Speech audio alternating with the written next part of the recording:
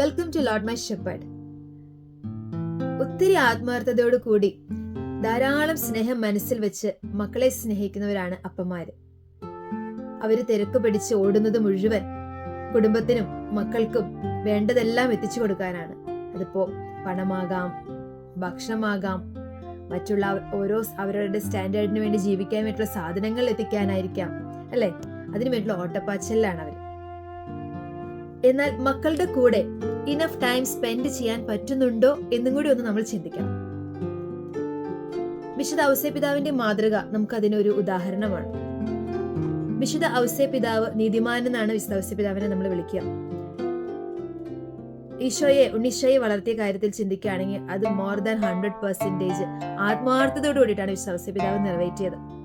ദൈവം ഏൽപ്പിച്ചു കൊടുത്ത മകനെ വളരെ ആത്മാർത്ഥതയോട് കൂടി കൂടെ നിർത്തി, ഒരു മരപ്പണിക്കാരനായ വിശുദ്ധ ഔസേപ്പിതാവ് കൂടെ നിർത്തിയാണ് മകനെ വളർത്തിക്കൊണ്ടത്. അപ്പന്മാരുടെ കൂടെ നിന്ന് വളരുന്ന മക്കളെ കണ്ടാലറിയാം, അല്ലേ? അപ്പൊ നമ്മുടെ തിരക്ക് പിടിച്ച ജീവിതം എല്ലാം കഴിഞ്ഞ് ആ ജോലിയൊക്കെ കഴിഞ്ഞ് വീട്ടിൽ വരുമ്പോ മടുത്തു പോവും, ഉറപ്പാണ്. ആ ക്ഷീണം കാരണം ഓട്ടോമാറ്റിക്കലി നെക്സ്റ്റ് തിങ് ഒന്നല്ലെങ്കിൽ കിടക്കാൻ, അതല്ലെങ്കിൽ മൊബൈൽ എടുക്കും. നമ്മുടെ ട്രാപ്പാണല്ലോ ഈ ജനറേഷന്റെ മൊബൈൽ. അപ്പൊ അതിൽ സ്റ്റക്കായി പോകും. അപ്പോഴേക്കും മക്കളൊക്കെ ചിലപ്പോൾ ഉറങ്ങിപ്പോയിട്ടുണ്ടാവും.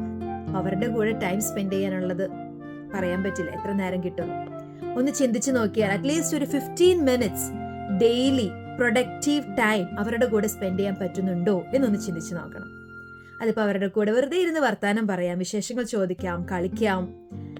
അവർക്ക് എന്താണ് ഇൻട്രസ്റ്റ്, അല്ലെങ്കിൽ നമ്മൾ ഓരോ പാരൻസും ഡിഫറെൻ്റ് ആയിരിക്കും. അവരുടെ ഇഷ്ടത്തിനനുസരിച്ച് അവരുടെ അടുത്തുനിന്ന് സമയം സ്പെൻഡ് ചെയ്യുകയാണെങ്കിൽ വലിയൊരു ചേഞ്ച് അവരുടെ ലൈഫിൽ തന്നെ ഉണ്ടാവും.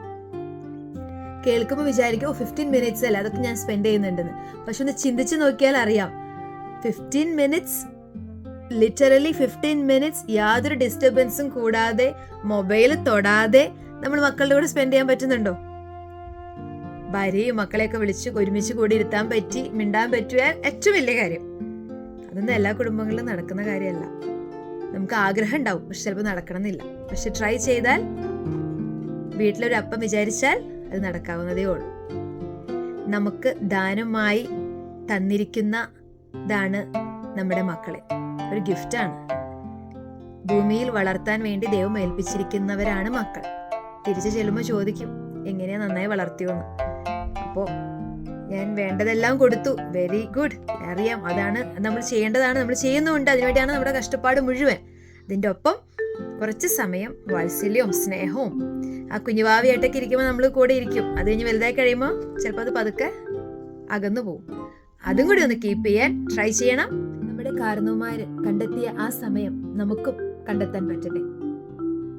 വിശുദ്ധ ഔസേപ്പിതാവിന്റെ മാതൃക നമുക്ക് അപേക്ഷിക്കാം. ദൈവം നമ്മളെല്ലാവരും അനുഗ്രഹിക്കട്ടെ.